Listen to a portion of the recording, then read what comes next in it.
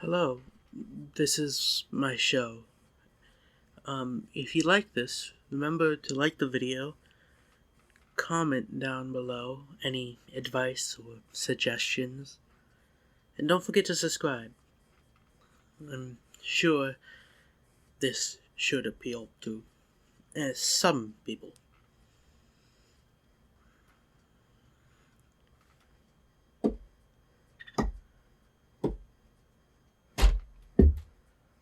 This place is a mess. I don't understand any of the junk here.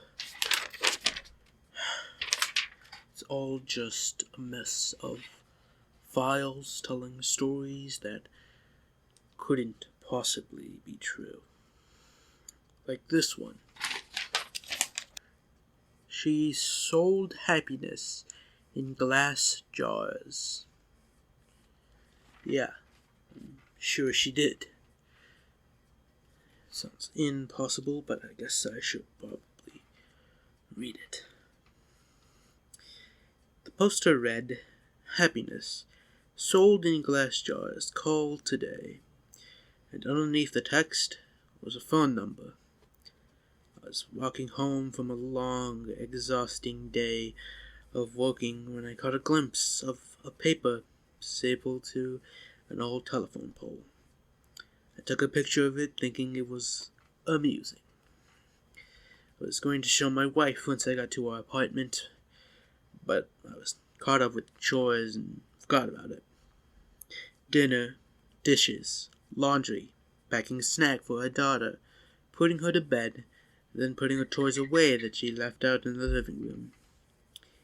Every night, it was the exact same routine. The next day, I awoke, sleeping back to back with my wife. I always had to get up earlier than she did for my job, so I quickly got ready for the day and headed out the door. At work, I was updating the computer's latest expense report. Most days were similar to this one. They were basically paying me to stare at a computer for 9 hours a day and input a couple numbers into a spreadsheet. I finished my work very quickly, so I decided to head out of the office early. It also helped that it was Friday, and a lot of people leave early at the end of the week. On the walk back, I was thinking of what my life had become. I did this often. I'd always dreamed of traveling when I was younger. I wanted to drive across the country, a solo backpack across Europe. Then I met Chelsea. Don't get me wrong, I loved Chelsea. I still do. We just don't have a spark anymore. When you meet someone and get in a relationship, whether it's meant to be or not, some of your personal life plans have to be put on hold. And then you have a baby, and then you enroll your daughter into preschool, and then you have to get a better paying job and work more hours and blah blah blah. I'm not trying to throw a pity party for myself. I'm just saying I wasn't exactly content with where I was in my life. I wouldn't have referred to myself as a happy person.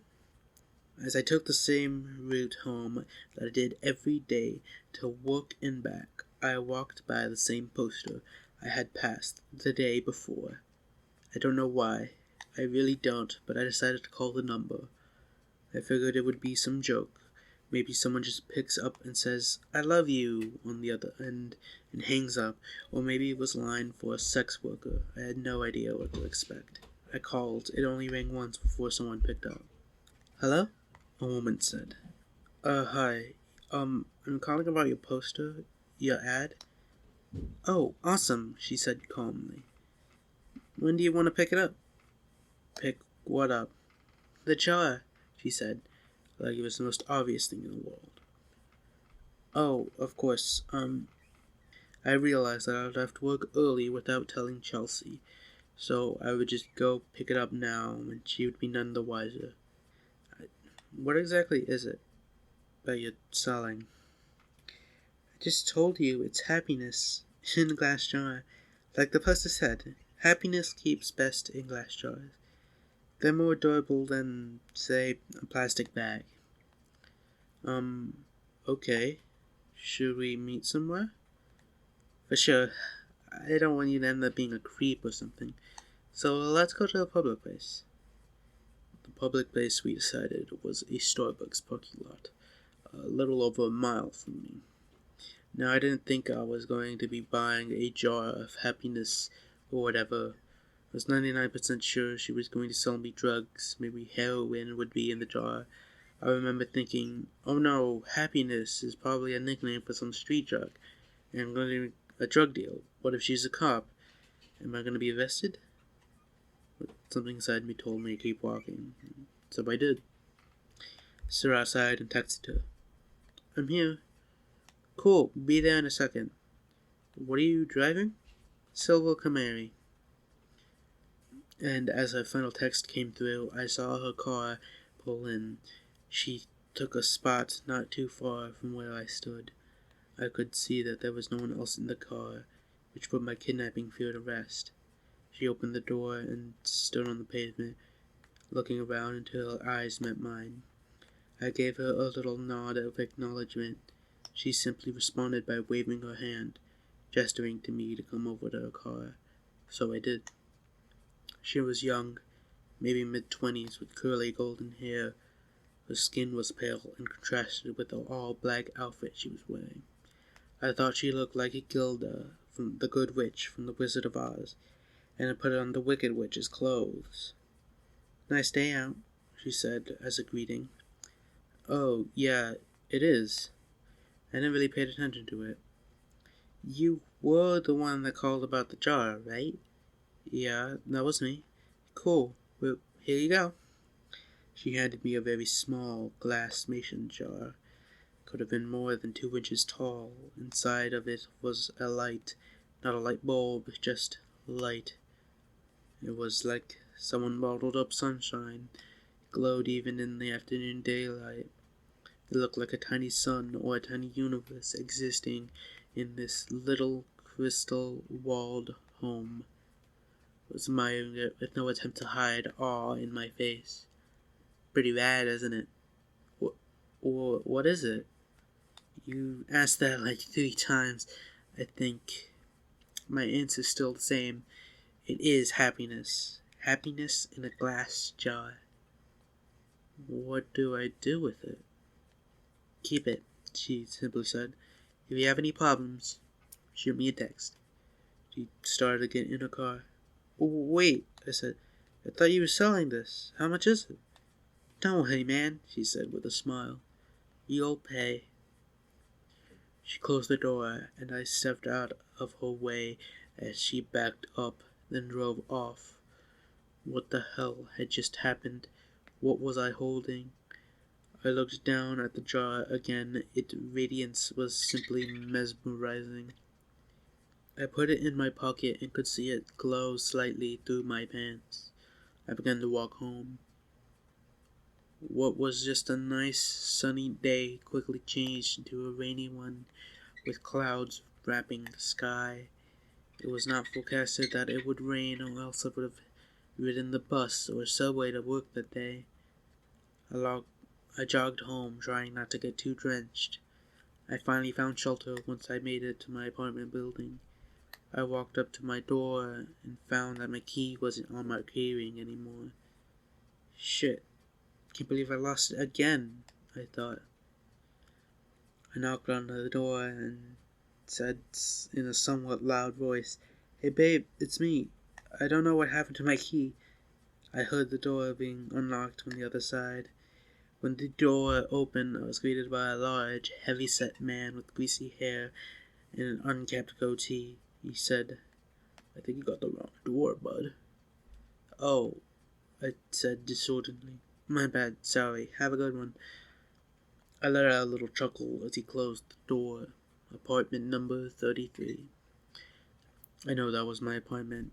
I know it was. I had been in apartment 33 for 5 years now, but that was not my apartment. From what I could see inside, all the furniture was different. It was painted a different color. It was all wrong. I felt like I hit my head and was drugged. In that moment, nothing made sense. I pulled out my phone to call Chelsea so she could calm me down and tell me I just got confused for a second. But her contact wasn't in my phone. In fact, nothing was in my phone. I had no messages with her, no previous calls, no pictures. It was like my phone reset in its factory setting. What did that girl somehow switch my phone out when I wasn't looking? I would have just dialed Chelsea's number manually, but I couldn't quite remember it. I had known it by heart before, but not anymore. I needed to get back to the office. I had all my contacts backed up on my work computer. Since it was still raining, I hopped on the bus, which had a stop right in front of the apartment complex. I rode downtown towards my office the whole time, staring at my wet shoes, wondering what the hell was going on. We had a keycard access to the building, so only authorized person. We had a keycard access to our building, so only authorized personnel can get inside. I always keep my access card in my wallet. Always. But surprise, surprise, it wasn't there. I buzzed into the speaker we had for guests with appointments or employees as a backup in case anyone lost or forgot their card. Bzzz. Hey, this is Tim. I must have lost my card. My employee number is... I stopped as I drew a blank. A voice came through the speaker. Tim? You got cut out. What's your employee number? I can't remember. That's fine. Just tell me what your full name and department. Finance. I'm in finance. My full name is Tim Brooks. 1 second. About 30 seconds later, the man spoke to me again. We don't have a Tim Brooks working in this building. Do you have an appointment with someone? I backed up in surprise, almost tripping on my own feet. I'd been in the office an hour or two ago. What's happened to me? It felt like I was getting Alzheimer's, but going through every stage in one day. I stared at my hands, unsure if I was in the right body. I wasn't in control. I was merely sitting inside someone else's head, watching the world through their eyes. Just then, I got a text. I recognized the number immediately. It was that girl, the one who gave me the jar. I'd forgotten all about it until I saw her text. Hey, how's it going? I looked at my phone, dumbfounded. It made me angry. She was so nonchalant about it. She knew what was going on. She had done this somehow. What the hell did you do to me? The worst is yet to come. I was astronomically close to just chucking my phone as far as I could in frustration.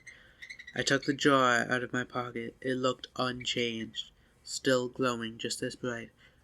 What the fuck did you do? I yelled at the jar, realizing I probably looked like a lunatic.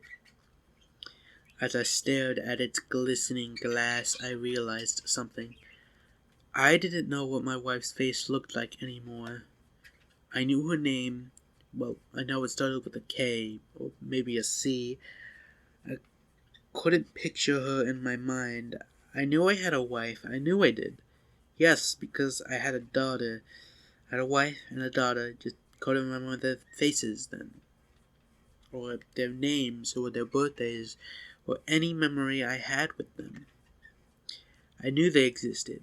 They did exist. I just had seen them that morning, right? I couldn't remember how she looked or what she smelled like. What was our first date? We had a wedding, right? What about our first kiss or our daughter? Or was it my son? Maybe I didn't even have a kid, but my wife or girlfriend, she was real. I knew she was. The thought was tearing me apart. I couldn't see her in my head. I couldn't recall a single fact about her.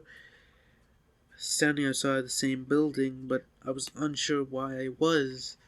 Did I work there? I must work somewhere. The rain was accompanied by a chilly wind now.